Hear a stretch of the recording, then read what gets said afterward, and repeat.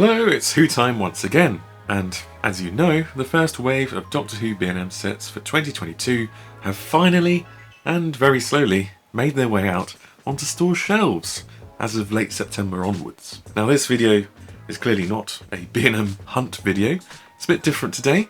Today it's just a bit more of a B&M chat and update. Now I did pop out to Bristol soon after the release of Wave 1, and I did find the 3-pack sets on shelves, but I'm sure like many of you, I was only really interested in the Dalek sets in this wave, so I was a bit disappointed to find that the Dalek sets had been scalped in Bristol. Now I know this has happened thanks to Facebook, since in the morning someone helpfully showed that all the sets were on the shelves, and by the afternoon when I managed to get out that day, they'd all gone. I tell you what, this yearly merry-go-round of trying to find these sets in store is just getting a bit tiring. And it's all thanks to the unpredictable B&M distribution, and also a big thanks to those infernal scalpers who just go into the store and buy these sets in bulk, leaving us normal collectors with nothing on the shelf when we go in. Don't know about you, but I'm sick of seeing these blooming Dalek vinyl and mini bobble figurines. They're just cheap, awful tat. Who's buying these things? Can't be that many people doing so, as there's always an abundance of them in stock in every store. Anyway, fortunately, there's a glimmer of hope on the horizon, as B&M has just added the functionality to their website to enable customers to buy Doctor Who sets online. The link will be in the description, of course. At the moment, it's just the 3 packs on there, available to purchase, which is frustrating since it's the Dalek sets I'm after. But nonetheless, this is a fantastic step in the right direction, and brings hope that future set releases will be available to purchase online, thereby negating the need to trek from store to store to find the set that you want, and also hopefully reducing the impact of scalpers. So is that the end of the video?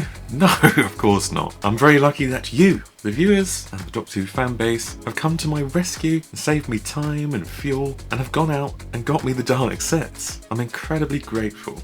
A huge thanks goes out to John Harris, who's helped me out before getting sets actually, and I've helped him out to a lesser degree getting some sets. But he has very helpfully, let me just grab them, has got me one of each of the new Dalek sets, number 9 and 10. Thank you so much, John. Now I would promote your social media presence, but you've only got Facebook, and I assume you want to keep that private and you don't want people hounding you to help them get sets, but let me know if you want otherwise. Of course, I'm willing to help you get sets if you're struggling. But thank you again, John. This is amazing. I'd also like to thank Joe Birch Murphy, who picked me up an extra Death of the Daleks set, as I want to army build and do some custom versions of these Death of the Daleks, some with machine gun, some without. He just mentioned he could help me in the comments of my last Doctor Who B&M related video, and I said yeah, and he obliged. A huge thanks to you. Now you do have an online presence that you would like me to promote, so I'm going to.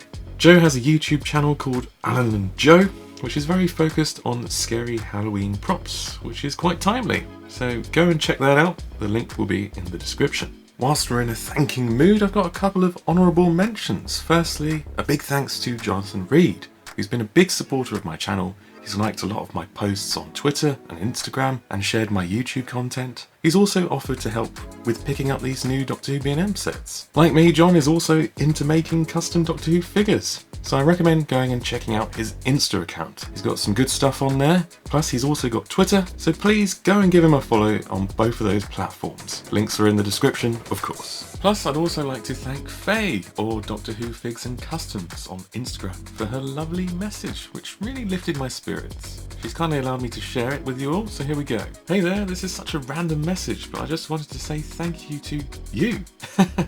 I found your YouTube channel on a Doctor Who Facebook page, and watching your figure collection videos and how to make customs really inspired me into making my own. I only recently started doing it, but I find the whole process so relaxing and rewarding. It's honestly really changed my life having this as a hobby, as I have such a hectic job. I've always found it really hard to switch off. But yeah, I just wanted to say thank you. It's literally all down to your videos showing the processes that showed me it's possible. I'm very grateful, and I thought it may be nice for you to also to know what effects your videos can have too. So thank you so much for doing what you do, and keep up your amazing work. Faye, smiley face. It's really lovely to know that people actually like my content and it makes a positive difference.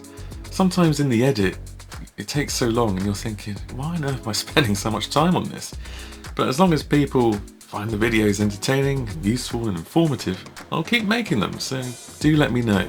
As you heard from the message, Faye has recently got into custom Doctor Who figure making, and she's done some great stuff, so make sure to go and check out her Instagram and give her a follow. The link will be in the description, of course. Lastly, I'd like to thank you, my viewers and my subscribers, for watching. Over the last couple of years, it's crazy how this channel has grown, enabling me to meet fellow Whovians and Whotubers, to monetize the channel, to get free samples from character, to build a network of people who help me get the Doctor Who B&M sets and custom figure parts. It's incredible, and it wouldn't have happened without you guys watching. So thank you for watching, liking, subscribing, commenting, etc. And keep doing so, please. So yeah, big thank you. And also go and spread the word of Who Time, so hopefully other Whovians can enjoy my content. The more the merrier, they say. Okay, back to the Dalek sets. Now, if you want to hear my thoughts on these sets and hear about and find out more about the differences between these new re-releases and the original versions of these figures, I actually already covered this in my previous Doctor Who B&M related video called Doctor Who B&M Figure Sets 2022 Wave 1 Announcement Thoughts. So go and check that video out to hear more about these Dalek figures, because what I said based on the official figure photos that were released is still bang on. And it hasn't changed, even though I've now got these figures in hand now. Whoa! Now, the only thing that I didn't really go into detail on in that video was the new packaging. I was reluctant to talk about it just off the official photos that were released, just because it's a completely new thing, and I wanted to have it in hand first, and I do now, so let's talk about it. So for the 3 packs, it's just the business as usual, the usual packaging, but for the Daleks, the packaging has changed somewhat. Gone is the plastic window and the internal plastic tray. Instead, there's this single plastic shell that forms around the Daleks inside and is attached to the back of the cardboard insert. Clearly, character have taken a leaf out of Hasbro's book and have started to reduce their plastic usage. The way they've done it also saves on using paper ties that they used to use in previous sets, obviously to stop the figures wobbling about in the box. Personally, whilst it looks less appealing, this doesn't bother me too much, but I can see if you like to keep the packaging in close to mint condition and also take the figures out, it's now incredibly difficult to do both. The plastic shell is just going to rip the internal cardboard insert as you pull it off. I guess you can try and use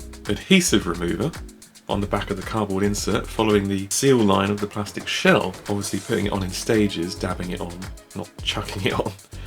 But there's no guarantees that will work very well. It could easily go wrong. If you do this, please be careful. This is toxic stuff, so use gloves. And if you're under the age of 18, please get an adult to help you. I don't want you hurting yourself. There are many videos on YouTube where collectors of Star Wars and Marvel figures show you how to do this process, so go and watch those videos for further instructions if you're interested. I'm not going to bother doing this personally. I guess if you're a collector of these sets and you like to keep them in box on display, it still works because you can still see what's inside through the plastic shell. You could just go and buy a second set if you want to get the figures out as well. So this is a happy compromise where character uses less plastic, which is better for the environment, and also saves on packaging costs, which is good for them. At the same time, it is a shame that we'll presumably no longer get the background diorama inserts going forward, like we had with History of the Daleks sets 7 and 8. These are noticeably missing here on these new sets. I assume this is either a cost-saving measure, or they thought it wouldn't work with the new plastic shell packaging, since it would ruin the artwork as you peel it off. Or maybe it's just a bit of both of these reasons. At least character haven't gone down the route of the fully closed off box to avoid plastic usage, like Hasbro has done this year.